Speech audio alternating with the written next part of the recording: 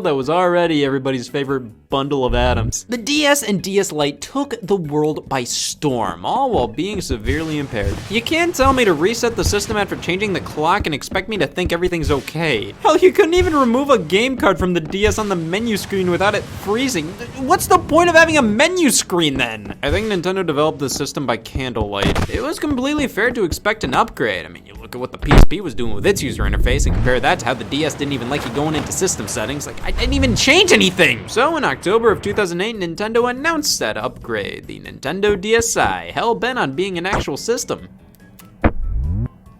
The future was here, and it was $169.99. Yeah, alright, let's get this over with. Scott was nearly 12 when he got his DSi at launch. That's why we shouldn't trust him. This was the first system I went out of my way to purchase by myself. I scrounged up the money and traded in my Nintendo DS Lite to help pay for it.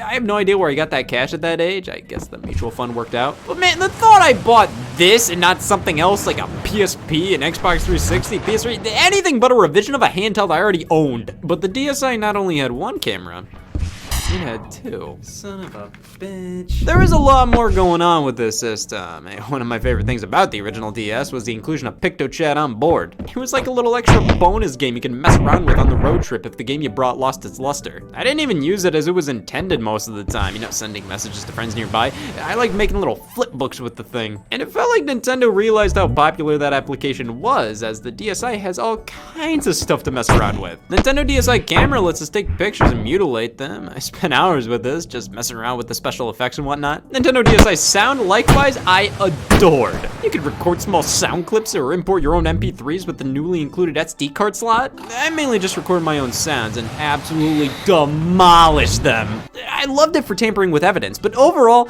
it added to the amount of simple fun you could have with the Nintendo DSi without even plugging in a game, mainly because the software library was cut in half. What do you call this? It was the only cake I had. The Game Boy